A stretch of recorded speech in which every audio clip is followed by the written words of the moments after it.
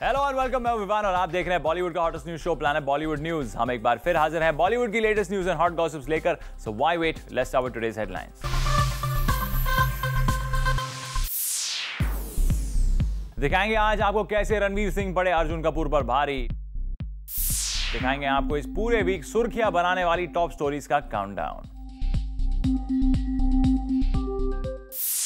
क्या होता है जब एक बड़े प्रोडक्शन हाउस के दो टैलेंटेड यंग एक्टर्स होते हैं क्लैश? कौन पड़ता है किस पर भारी? वेल, इसका एग्जांपल सेट कर रहे हैं रणवीर सिंह और अर्जुन कपूर। दोनों YRF के टैलेंट्स हैं, बट इन दोनों एक्टर्स में किसने किया कमांड और कौन रह गया पीछे? Let's find out in our top story.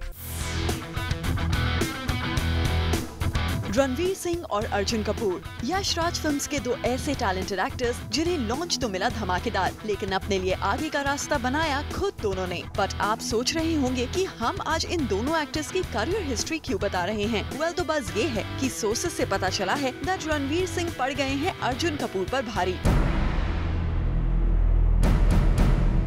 कैसे? आइए ये भी आपको बता देते हैं।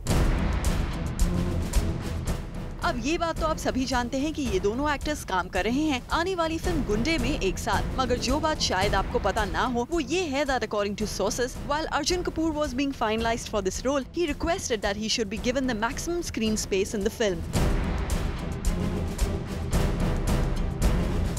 बट चूंकि फिल्म भी है यश राज की और रणवीर सिंह भी अर्जुन की ही तरह यश राज प्रोडक्ट हैं, अर्जुन का ये प्लान इम्प्लीमेंट ना हो पाया और रणवीर सिंह की कमांड के आगे अर्जुन का ये क्लॉस धरा का धरा रह गया until another producer knocked his door.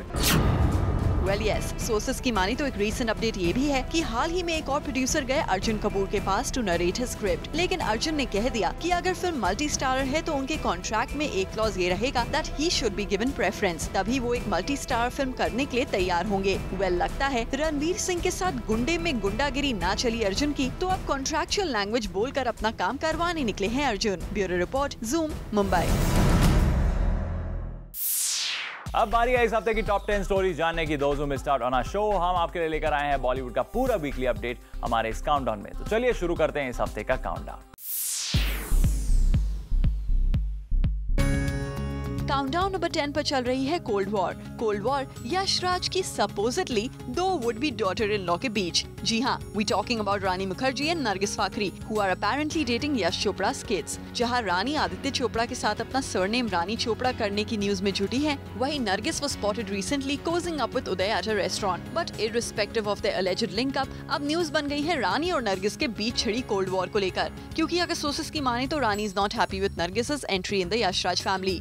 वैसे न्यूज ये भी है कि जब भी नरगिस यश राज स्टूडियोज आती हैं, तो उनके स्टाफ से काफी घुल मिलकर बात करती हैं, and with such kind gesture she has been appraised by the staff as well. वहीं रानी YRF स्टाफ के साथ काफी रिजर्व्ड रहती हैं, तो नरगिस की स्टाफ के साथ बढ़ती नजदीकियां देखकर रानी नाखुश है, and obvious enough she seems to be unhappy with Nargis's entry in the family as well. बात तो सही भी है, जिस YRF कैंप में एक वक्त पर रानी के गुणगान थे, वहीं अब नरगिस की न्यू एंट्री ने रानी की इनसिक्योरिटी को जरूर बढ़ा दिया है।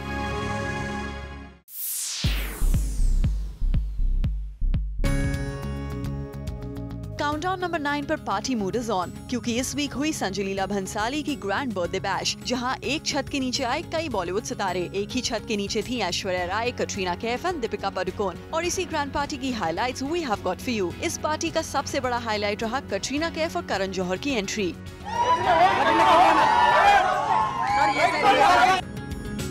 फैंस के बीच तब भी हलचल मच गई जब जूनियर बच्चन और ऐश्वर्या राय बच्चन ने मारी एंट्री। इतना ही नहीं, जब वो पार्टी से निकले तब भी माहौल उतना ही एक्साइटिंग था।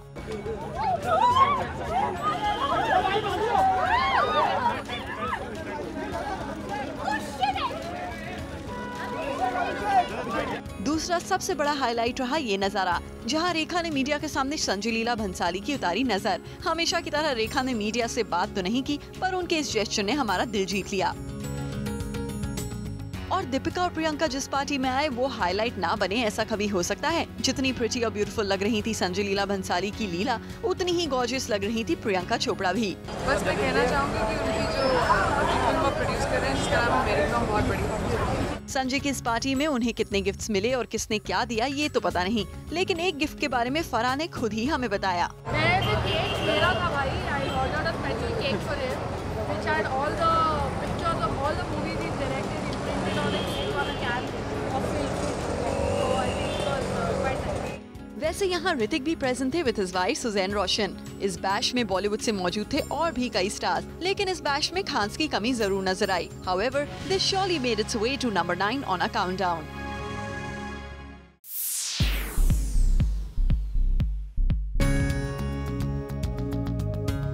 दबंग 2 में फेविकॉल से जुड़ी करीना तो दबंग की मुन्नी को मिला था एक बड़ा चैलेंज। मलाइका का चैलेंज था अपनी बदनामी बरकरार रखने का, लेकिन इससे पहले ये तय हो पाता कि आइटम नंबर्स के मामले में करीना का हुआ है ज्यादा नाम या फिर अभी भी मुन्नी है सबसे बदनाम। रिपोर्टेडली अब ये दोनों एक्टर्स एक आइटम सॉन्ग में नजर आने वाली हैं और जूम लेकर आया है एक ही आइटम नंबर में होने जा रहे इन दोनों एक्टर्स की टक्कर का सबसे पहला अपडेट इस week, making them number 8 buzz makers. तो आपको बता दें कि सोर्सेज से पता चला है कि करीना कपूर और मलाइका अरोड़ा खान एक ही आइटम नंबर में नजर आएंगी संजय लीला भंसाली की आने वाली फिल्म रामलीला में। अब मलाइका और करीना हमेशा ही अच्छी दोस्त रही हैं, पर अब जब दोनों को रामलीला के एक आइटम नंबर में एक साथ ला रहे हैं संजय लीला भंसाली, तब तो यकीनन ये कहा जा सकता है कि दोनों के बीच हर तरह का कंपैरिजन होना जरूरी है। यानी इस बार शायद पता चल जाए कि आखिर कौन है number 1 item girl, Malaika Arora Khan या टॉप खान्स की फेवरेट करीना।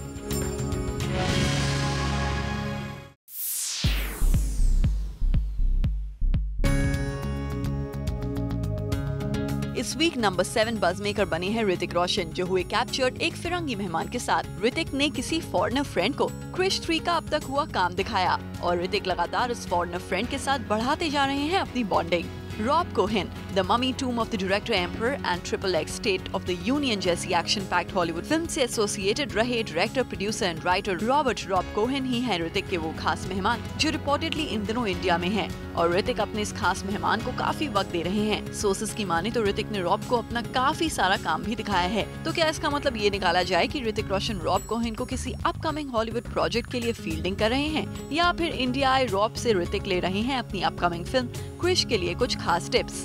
ये तो फिलहाल क्लियर नहीं है, पर इतना जरूर है कि ऋतिक के लिए क्रिश 3 एक बड़ा चैलेंज बन गई है। इसलिए लगता है ऋतिक रॉब कोहेन की इंडिया विजिट का पूरा फायदा ले रहे हैं। एक तो रॉब से ऋतिक की बॉन्डिंग हो रही है बेहतर और इसी बहाने उनकी फिल्म को भी रॉब से जरूर मिल जाएगी कोई ना कोई टिप जो शायद क्रिश 3 को बना दे और भी बेहतर।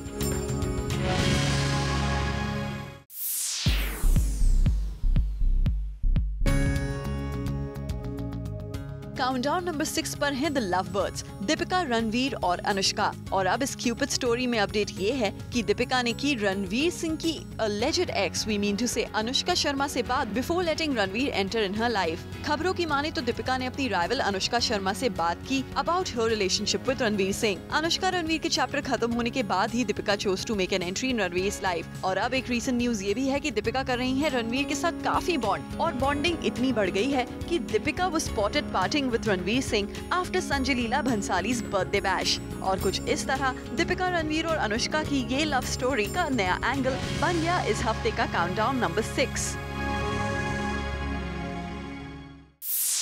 प्लान बॉलीवुड न्यूज में फिलहाल वक्त एक छोटे से ब्रेक का, पर आप कहीं मत जाएगा as our countdown is not over yet.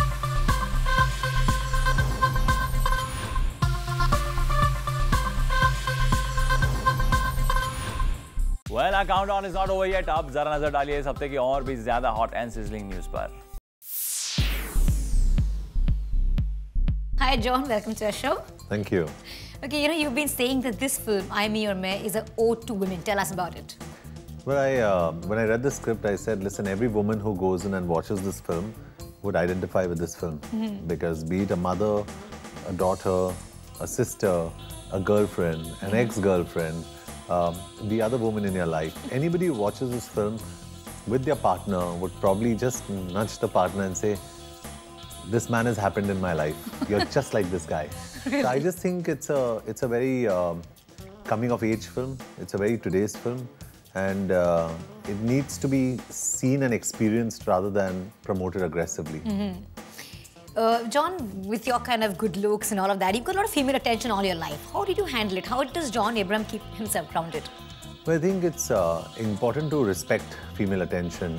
It's very easy to get carried away and I feel great about it. It's a lovely feeling because I really believe that a woman is the most beautiful creation of God. And I think there's nothing more beautiful than a woman. And like I always say this, if I was chauvinistic, I'd divide women into two categories, good and very good. So there's nothing like anybody who's even average as far as women go. So when you get the attention from a woman, it feels very special, but it feels even more special when the woman feels safe with you. Right. And I think it's important to, get that kind of a vibe where a woman feels safe, at the same time feels like she can be whatever she wants with you. Yeah. And I think that's a nice balance to draw. But like you said, I'm sure a lot of women say that you are a beautiful creation too. So how do you react to that? They say, I don't think anybody really says that about me. I mean, titles are hot, sexy, something you live with. Like you say, it's your last name, right? I think the physicality takes over. Yeah. And I think a lot of people, women appreciate that physicality. Yeah. And sometimes they get a little excited, especially when you travel, when they scratch. So it hurts when you have a shower because the scratch marks hurt. But otherwise, I think they're so lovely, so nice. And sometimes women don't understand why they say what they say, especially little kids. Like in my building, when you enter a lift, you have a 6-year-old girl telling you you're hot. Now that girl doesn't know what hot is. Really. So you're smiling and saying, that's not the thing you really say, little one. You say that. Yeah, that's not really. So you kind of feel awkward, but then I'm used to it because it's a tag that's been given.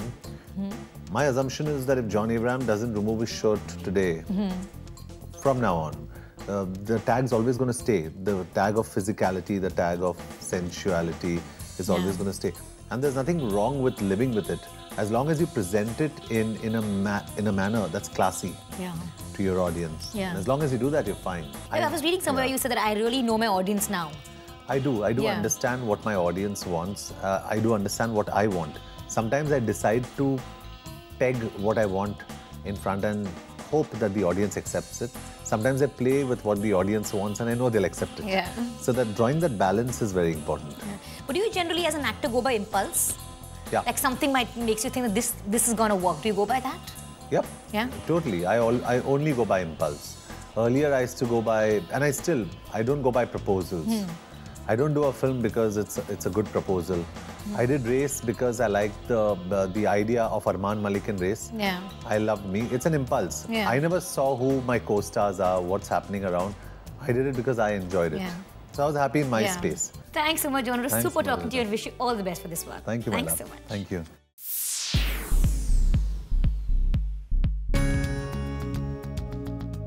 इस week number 4 buzz maker रहे वो star जो बन चुके हैं बॉलीवुड के highest paid actor, but वो ना ही कोई खान है और ना ही कोई कुमार और ना ही कोई Kapoor. He is none other than super hero of Bollywood Hrithik Roshan. जी हाँ, ऋतिक ने एक बिग प्रोडक्शन हाउस के साथ अब तक की सबसे बड़ी बॉलीवुड डील साइन कर ली है। चलिए आपको ऋतिक के उस प्रोजेक्ट का नाम भी बता देते हैं। ये प्रोजेक्ट है Hollywood film night and day की रीमेक, जिसे बॉलीवुड में बैंग बैंग के नाम से बनाया जा रहा है। और अगर सोर्सेज की माने तो ऋतिक इस फिल्म के लिए चार्ज कर रहे हैं पूरे 30 करोड़। जी हाँ, 30 करोड़ की डिमांड इस फिल्म के लिए ऋतिक ने रखी और इस फिल्म के मेकर्स ने ऋतिक की इस डिमांड को खुशी खुशी मान भी लिया। वैसे जब हमने ऋतिक के 30 करोड़ की डील के बारे में बैंग बैंग को प्रोड्यूस कर रही कंपनी के सीईओ से बात करने की कोशिश की तो उन्होंने इसका साफ साफ कोई जवाब नहीं दिया। देखिए, आई डोंट नो, मेरे को नहीं मालूम आपको कहाँ से ये इन्फॉर्मेशन मिल रहा है। Bang Bang is a very special film for us. इसमें Hrithik and Katrina are there and उसके बारे में I think we will have a separate press conference. देखिए, I don't know where you are getting these numbers from, so there is no question of my confirm. देखिए, तो आपको फिर YRF से पूछना पड़ेगा। No, so I mean, as I said, I have no. This is not the forum for us to talk about Bang Bang. We will have a separate press conference. अब इस film के producers ने ना तो ऋतिक के 30 करोड़ की deal का कोई कंफर्मेशन दिया है और ना ही इसे डिनाई किया है। तो इस तरह ये न्यूज बन गई है इस वीक की नंबर 4 बज़ मेकर।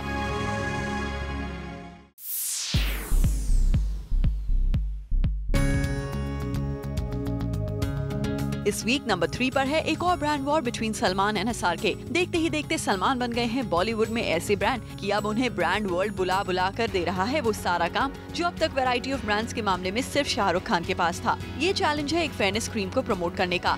अब तो आप समझ ही गए होंगे कि मुकाबला कांटे का होगा, क्योंकि शाहरुख खान पहले ही कॉस्मेटिक ब्रांड की फेयरनेस क्रीम को एंडोर्स कर रहे हैं और अब लगता है दोनों खान्स के आपसी इक्वेशन को बुझाने के लिए राइवल ब्रांड ने अपने प्रोडक्ट की परफेक्ट मार्केटिंग के लिए एसआरके के राइवल खान को चुन लिया है। वेल, अब किसी मेंस फेयरनेस क्रीम को इंडोर्स करने के लिए दबंग सलमान खान से बेहतर कोई स्टार कैसे मिल सकता था। हाँ, इतना जरूर है कि सलमान खान इन दिनों ब्रांड वर्ल्ड में अपने काम की सबसे ऊंची बोली लगा रहे हैं। हालांकि अभी मासी और क्लासी के मामले में शाहरुख खान बाजी मार ले जाते हैं, पर सलमान की डिमांड नो डाउट सबसे बढ़कर है। सलमान का इस तरह SRK के सामने एक बार फिर खड़े हो जाना बना देता है उन्हें इस वीक का नंबर 3 बज़ मेकर।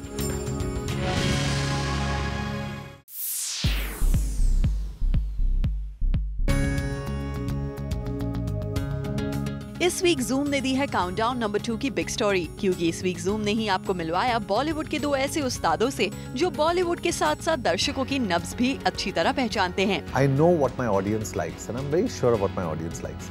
मैं ऑडियंस से जुदा नहीं हूँ, मैं भी एक ऑडियंस ही हूँ। I think I've got the mind of a 50-year-old and a body of a 25. Basically just doing films that I myself would go and like to watch. जी हाँ, सलमान खान और जॉन इब्राहिम यही वो 2 बॉलीवुड स्टार हैं जो बॉक्स ऑफिस रिलीज से पहले ही दावा करने का दम रखते हैं कि कौन सी फिल्म हिट होगी और कौन सी film flop. I know what my audience likes and I'm very sure of what my audience likes. If you're asking whether Aimir Mein is that film or Shootout at Badala is that film, I do not know. But as a producer, I know exactly what my audience likes and I know what to get in front of them and I'll do it. मैं audience से जुदा नहीं हूँ, मैं भी एक audience ही हूँ। तो मुझे मेरी पल्स, मैं अपनी पल्स जान गया हूँ। जो मुझे देखना है वो मैं वही करूँगा। और अभी तक तो ऐसा लग रहा है कि जो मेरी चॉइस है वो पूरे हिंदुस्तान या जितने भी सिने गोअर्स हैं उन सब की वही चॉइस है। वेल, अब सलमान और जॉन के बीच रही कोल्ड वॉर किसे नहीं पता। उस पर जॉन इब्राहिम के पास एक ऐसा हथियार भी है जो बॉलीवुड के सबसे दबंग खान की बोलती बंद कर सकता है, और वो ये कि सलमान भले ही ऑडियंसेस की नब्ज पकड़ने के मामले में जॉन की बराबरी कर लें, पर as a producer director John के एम्बिशंस की बराबरी कर पाना सलमान खान के लिए बिल्कुल भी आसान नहीं होगा, क्योंकि प्रोड्यूसर बनने के बाद डायरेक्टर बनने पर जॉन रखते हैं शाहरुख खान को अपनी फिल्म में कास्ट करने की ख्वाहिश। So you also would like to direct SRK someday? I would love to. I love the energy that Shah Rukh gets to the screen, and I've told him that also. I said I can direct you better than anyone. Yeah, I did. What is the reaction? He's very cute. He smiled. He's like. यानी John ने अगर वाकई शाहरुख खान को कभी उनकी film करने के लिए मना लिया तो सलमान भाई का चैलेंज काफी बढ़ सकता है। वैसे भी दुश्मन का दुश्मन दोस्त बन जाए तो दुश्मनी निभाना मुश्किल हो जाता है, और जब स्टार्स ऐसे कन्फेशंस कर ही देते हैं तो वो बन जाते हैं हमारे काउंटडाउन के buzz makers, like John this week on number 2। Planet Bollywood News में फिलहाल वक्त है एक और छोटे से ब्रेक का, बट डोंट गो एनीवेयर, क्योंकि इस ब्रेक के बाद आपको दिखाएंगे इस काउंटडाउन की टॉप स्लॉट की स्टोरीज जिन्होंने क्रिएट किया मैक्सिमम बज़।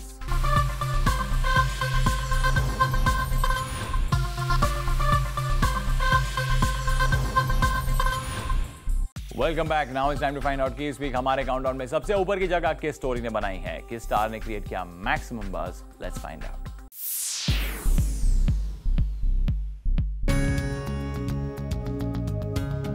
और इस वीक की सबसे बड़ी खबर ये बनी कि रणबीर हुए कैप्चर्ड रिलेशनशिप्स में परमानेंसी की वकालत करते हुए एट एन इवेंट। गैजेट्स तो बदलते रहते हैं, टेक्नोलॉजी कीप्स पुशिंग इटसेल्फ, सो आपको बदलना रहना चाहिए, लेकिन गर्लफ्रेंड आप अगर बदलोगे तो अच्छा नहीं होगा। Stick to 1%, stick to 1%। क्या बदलना चाहिए और क्या नहीं, इस पर ये स्पेशल बोल निकले हैं उन्हीं रणबीर कपूर के मुंह से, जिनकी कैसनोवा इमेज भी उतनी ही मशहूर हो गई है जितना नाम वो फिल्म्स में अपने परफॉर्मेंस से कमाते हैं। बट अब वही रणबीर रिश्तों में स्टेबिलिटी की बात करने लगे हैं, तो बार बार गर्लफ्रेंड्स बदलने वालों की बैंड बजाकर आखिर क्या कुछ बदलने की तैयारी कर रहे हैं रणबीर। गैजेट्स तो बदलते रहते हैं, टेक्नोलॉजी कीप्स पुशिंग इटसेल्फ, सो आपको बदलना रहना चाहिए, लेकिन गर्लफ्रेंड आप अगर बदलोगे तो अच्छा नहीं होगा। Stick to 1%।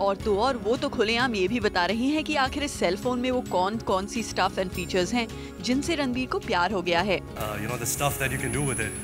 I don't think I've made better use of my thumb ever in my life. बस रहने भी दीजिए रणबीर, थंब का बेटर और एक सबसे इम्पोर्टेंट यूज तो आगे आने वाली लाइफ में भी होगा, पर एक चुटकी सिंदूर की कीमत तुम क्या जानो रणबीर बाबू। एक लड़की की मांग भरने के लिए भी थंब का यूज करना पड़ता है। I don't think I've made better use of my thumb ever in my life. तो रणबीर का इस तरह आके एक ब्रांड प्रमोशन पर ऐसे कमेंट्स करना आखिर क्यों ना बना दे उन्हें इस वीक का number 1 buzz maker. With this, it's a wrap. Planet Bollywood News में कल हम फिर लौटेंगे लेकर बॉलीवुड की और भी latest news and gossip. Till then, keep watching Zoom, India's #1 Bollywood channel.